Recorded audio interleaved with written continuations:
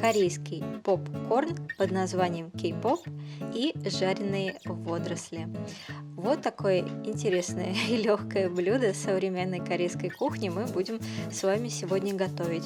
Но для этого нам потребуется специальный ингредиент под названием жареные водоросли.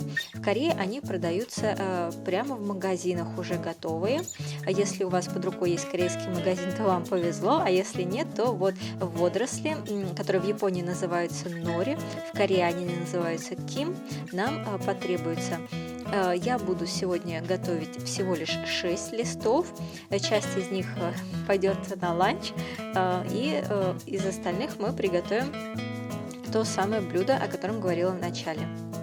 Итак, нам потребуется также оливковое или подсолнечное масло. В Корее используют масло от виноградных косточек и кунжутное масло.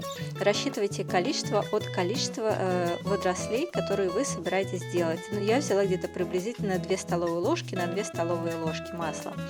И также, собственно говоря, нам потребуется инструмент для смазки. Водоросли, они с одной стороны блестящие, гладкие, а с другой стороны они рифленые. Вне зависимости от того, корейские они или японские или китайские. И мы кладем рифленой стороной вверх, а гладкую сторону будем покрывать маслом. Для начала я воспользуюсь кисточкой. И мы это делаем очень просто, точно так же, как бы мы, например, рисовали кистью по бумаге. Наносим масло. Не нужно наносить его слишком много, просто покройте им имеющуюся поверхность. Вдоль поперек это не важно. И сверху немного соли. Соли тоже много сыпать не надо перебарщивать, буквально щепотка. Далее мы повторяем все то же самое. Напоминаю, что блестящей стороной мы кладем наверх, а рифленой стороной мы кладем вниз. И тем самым мы покрываем верхнюю сторону блестящую маслом. В этот раз я буду использовать перчатку. Этот метод мне нравится гораздо больше, мне кажется, он гораздо удобнее и гораздо быстрее. То есть теперь мы наносим уже масло прямо рукой на поверхность листа водоросли. Кстати, хочу сказать, что японские водоросли отличаются от корейских. Корейские, они менее плотные и, наверное, более тоньшие, и они более зеленоватый цвет имеют. Не забываем нанести соль. И повторяем всю эту процедуру. То есть, если вы используете японские водоросли, то можно нанести масло побольше. Если корейские, то тут уже можно нанести масло поменьше. Вот такой лайфхак. Теперь мы должны будем нагреть с вами сковороду без масла, и нам потребуется еще вот такое приспособление, чтобы не обжечь себе руки, хотя можете использовать пальцы. Итак, мы кладем лист не блестящий, а рифленой стороной вниз. Все время используем очень малый огонь, тихий огонь, чтобы не сжечь водоросль. Буквально где-то 10-15 секунд мы держим его, постоянно немного двигая по сковороде. И когда он поменяет свой цвет на зеленый, на немного зеленоватый, и станет лист более плотным и издавать такие хрустящие звуки, когда к нему прикасаетесь, то мы снимаем его со сковороды. Так поступаем со всеми водорослями, которые хотим пожарить.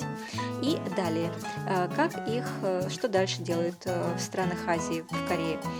Их водоросли нарезают вот так вот, чтобы подавать их на стол порционно, поскольку это самостоятельное блюдо, и его кладут в дошираки, в бенто, и как сайд диш, подают к основному блюду. Часть водорослей часть приготовленных водорослей я положу в холодильник, а точнее в морозильник, и когда мне будет это нужно, я могу их доставать и употреблять.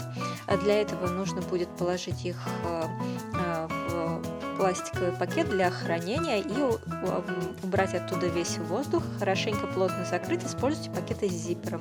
Я использую тот же самый пакет из-под водорослей и храните в морозильнике, по необходимости доставайте. Теперь мы начинаем делать само блюдо, ради которого все затеялось. Это попкорн. Для этого мы возьмем несколько листов, 5-7 штук, положим их в пластиковый пакет и раскрошим.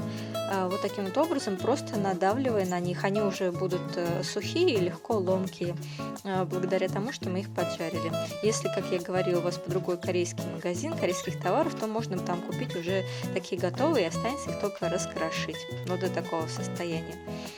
Теперь берем готовый попкорн. 5 маленьких пластиковых стандартных стаканов.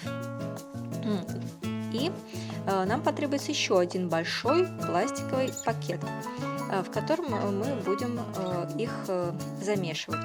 Кунжутное масло мы берем в объеме 2 столовых ложек на то количество, которое у меня имеется попкорном.